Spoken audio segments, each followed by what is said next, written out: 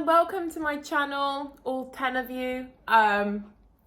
So I wanted to do a video today on something called pretty privilege, right? Because I've seen a lot of people talking about it. I've actually had people come to me and ask me my experience on this.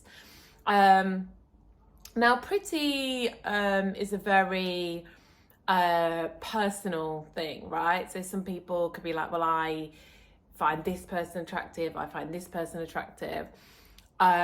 Personally, I dealt with a lot of negative self-criticism when I was younger. So I wouldn't have said that I even acknowledge myself as having any kind of like pretty privilege, but I was a model in my 20s, and I guess you could say that, in hindsight, once you've grown and learned self-love, you can kind of look back and see your life a little bit from a different perspective. That I definitely had some kind of body dysmorphia when I was younger, and I definitely really hated myself and was very critical and, lots of things, but that would be another video. But objectively, I can look back and see that I was doing modeling. I did get a lot of attention. I had very bleach blonde hair. I used to, dress up, wear heels all the time, skirts all the time. And I probably did experience pretty privilege, or whatever people would call it. And people have come to me and actually asked me about my experience. So I thought, well, rather than just give it away, I'll also put it in a video. And my personal experience on it is it's a mixed bag, right? So it's very easy to see the advantages, but there is a whole ton of disadvantages as well that come with being a more accepted, attractive woman. I don't even like using the terms because I do think everyone is beautiful and it's so much more than physical looks. But I know what people are getting at when they say that. And I do feel, as somebody that obviously at one point was getting paid for my looks, by doing a bit of modeling work and a bit of promotional work, where I basically used to just go and stand by motor cars, or I never did anything at all that was remotely sexual. I never did anything like that for money. I never ever would have touched that in a billion years. And the most that I did was promotional gigs where I might go to an event and just stand around being a woman or something, and getting paid for the privilege. So I'm probably a little bit unique in the sense that I never really liked it. I never really wanted to utilize pretty privilege to much of an extent. I always had a feeling that I wasn't right from a very young age. So I probably did the odd thing, like went to clubs, and if a group of us were getting given drinks, we always used to get free entry. If you were a model, that was kind of what you got. You got free entry into all the London clubs. All your drinks were free all night. And I didn't mind that if there was a group of us or they were just on the club. But I never ever, to my remembrance, accepted a drink off a man that was sort of interested in me, one-on-one, getting to know me, that I didn't feel any connection or attraction to. Because something in me felt that was off. And I also even had people reach out to me, sort of Arabs in particular, saying that they wanted to take me shopping and stuff back in the MySpace days, and there'd be nothing involved, but they just wanted to take me to... And I never ever accepted anything like that. Never. Because something in me always felt it was karmically off, because it's different accepting a drink off somebody you like. Even now, if somebody genuinely unconditionally offers me a drink or anything really, and I can feel that it's unconditional, I will accept it. Would you, if I feel like they're just offering it to be nice, but if I feel like deep down they kind of want something from that drink, something feels off for me energetically. Even before I was sort of into spirituality, I still kind of felt subconsciously this idea of karmic debt, that by accepting it, I was kind of I don't know, it just felt like I was beholden to something that I knew I didn't want to be beholden to. I was never one of those girls that could just be like, I'm just going to go take all the free drinks and run off. Like, the idea of having that energetic link to that person that I kind of, felt I owed something to, that I didn't want to give, would have been awful. So I don't really remember ever utilising that side of pretty privilege outside of when it was sort of being given to you as a group, or it was just on the job that they said you can help yourself to drinks or whatever. So I never really utilised that side of it. I also was really adamant that I didn't want to utilise it in my job. So even though I was doing a bit of modelling, a bit of promotional work, my main thing was to be a photographer. And I kind of just did those things to fund being a photographer. I always wanted to be more in control, more of the creative person. I never really felt enough for me to be just modelling or being, in front of the camera. Not to say that other people should feel lesser about that. To me, it just didn't feel enough. I felt I would have been bored. But those things kind of allowed me to gain the skills. I got to see what it was like, how photographers worked. I felt like it was a really important part of me being a photographer, and it was a great opportunity, I was getting to see people work for free. Fantastic. And I keep realizing I keep forgetting to look at the camera, and I keep looking at the screen, and I keep saying I'm going to stop. So I definitely did things that relied on my looks, but in my opinion, that just made me very, very, very insecure, because I can tell you that most models and people in that industry, it's a very, very slippery slope, because on some level you acknowledge you must be attractive because you're getting booked for your looks and you're getting work, but then everybody is super, super skinny, super slim, super attractive. Your whole thing is about looks, so you're being booked on your looks, you're sending pictures. It's nothing deeper than looks, and maybe that you've got a bubbly personality if it's promo. With modelling, none of those things. And and you're comparing yourself to people that you're just comparing yourself to a very specific set of people. And from my experience, it made me have incredibly low self-confidence, always picking myself apart. You would get very insensitive clients as well, because you were just sort of a coat hanger. They would say, oh no, she doesn't fit this dress, she's too big, send her home. That happened to me once when I gained a little bit of weight, and it was, traumatizing to be sent home from a job and told you're essentially too fat.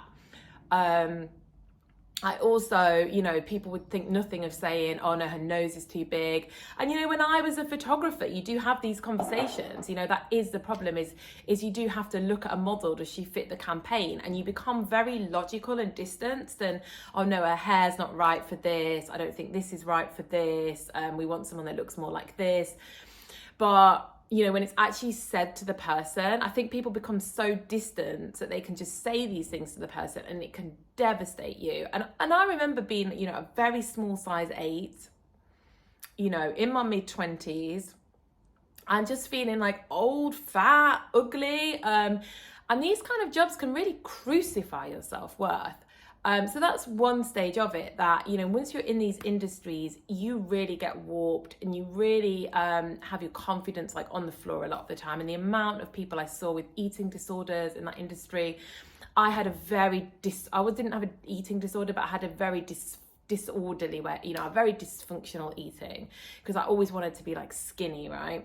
Now I'm actually quite slim, just because I've cured my sort of issues with food. So I just sort of eat for health, but back then it was very disordered eating, a lot of binging and starving and just being desperate to be thin, but then you would get so hungry that, so that's a side of it, right? But then I think what people also don't realise with sort of this pretty privilege is that you get offered a lot of work through being attractive or being a woman. And as a photographer, it happened to me a lot. And what people don't realise is the sheer amount of time that is wasted. So yes, you're getting more opportunities, but you're also getting your time wasted a lot, because I can't count the amount of times that I turned up to an interview about a freelance job and they just wanted to meet me for coffee, and there wasn't even a job, and it became very clear. And I literally had hours of my time wasted. And I know this is where you need to get stronger boundaries, but I definitely had struggling boundaries on things like that, because I was way too nice, and I didn't even really yell at these people, or I just would like pull away and obviously, you know, be like, that was a waste of time. And, you know, the inappropriate touching of men would be a lot as well. You know, when I was a photographer, the amount of times, I'm not saying every man, there was amazing men as well that booked me and worked with me. And, you know, I think there's a difference. And I always felt that because the Me Too movement was almost a bit too much and a bit too over exaggerated, that someone just walked past a woman and they would kick off. It almost made me silence me a bit more, that I didn't want to be like a oversensitive. But I definitely had men thinking it was okay to like kiss my hand or brush my arm or touch my face, like be like, oh, look, you've got sunburn, and like touch my nose and stuff.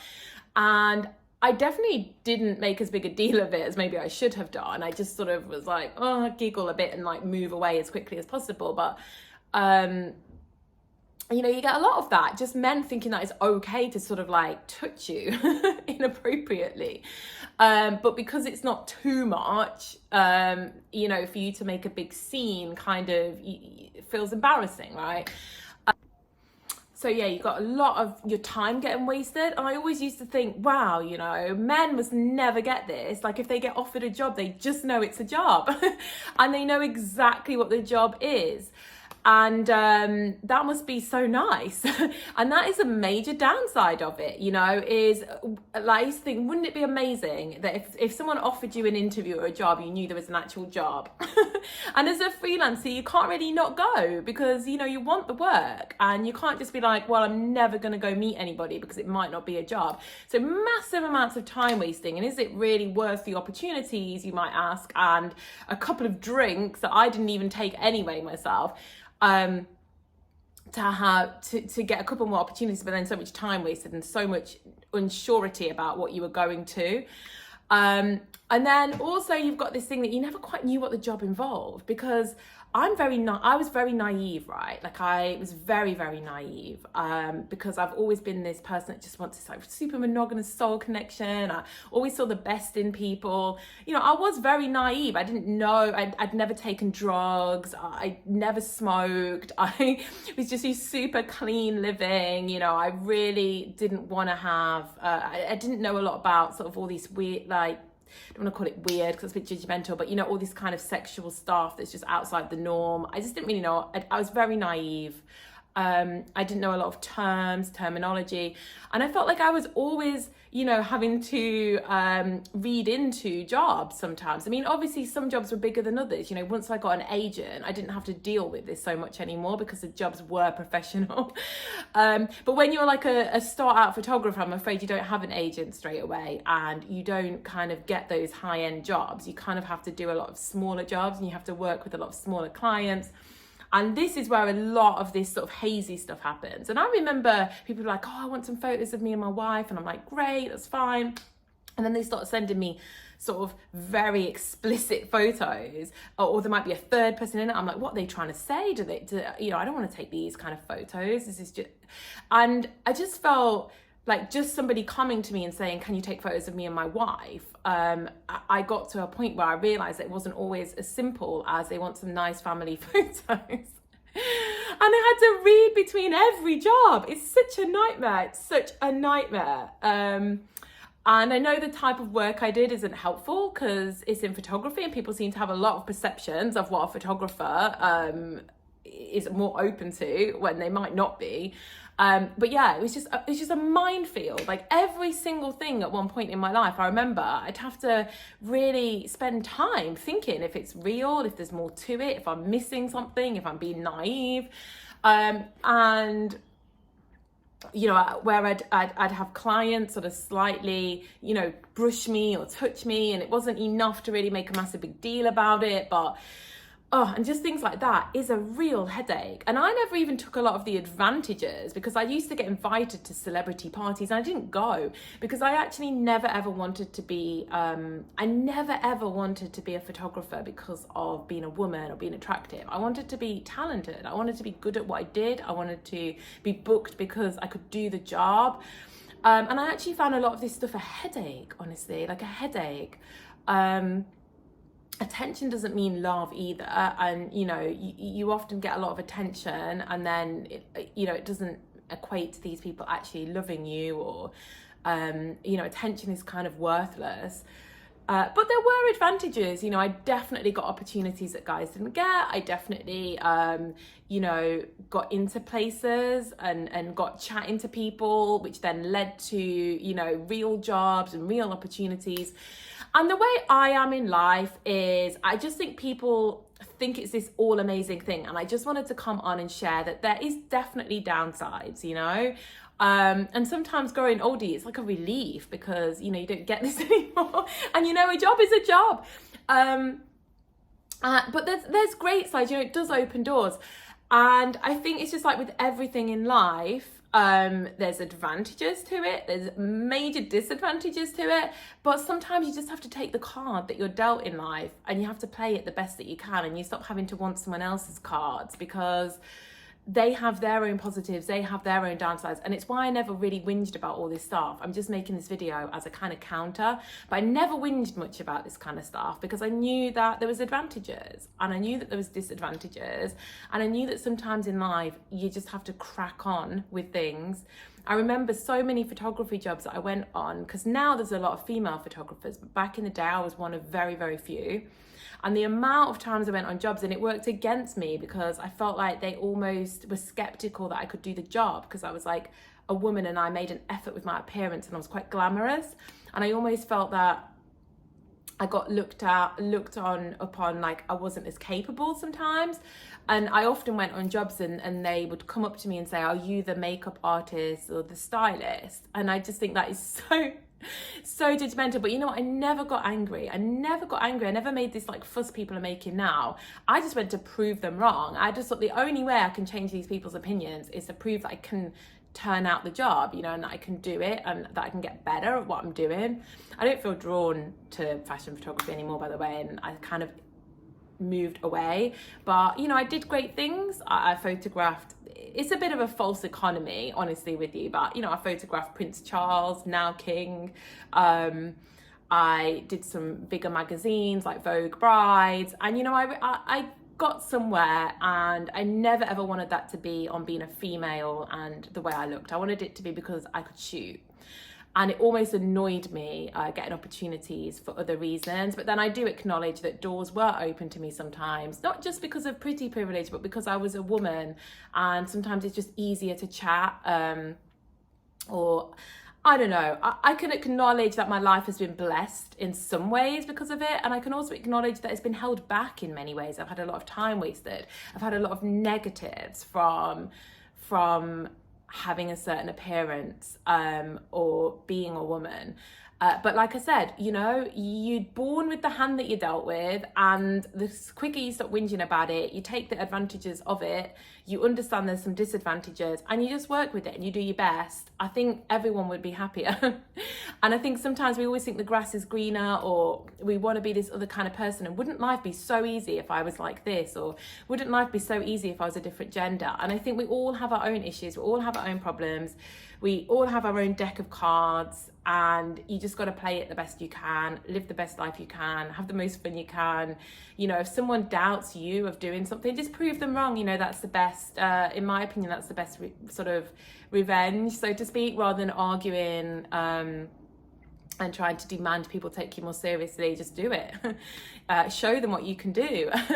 And that was always my approach, and it was always the way that I looked at things. And yeah, I just wanted to counteract, because some people think this pretty privilege is only benefits. I can guarantee there's many negatives. And I just put that in response to, because I've seen, I've had some people ask me and I've seen it talked about. So thanks for the suggestion for the topic. I'll always follow up with these things, and they give me ideas for videos. So hope everyone is good, and speak soon. Bye.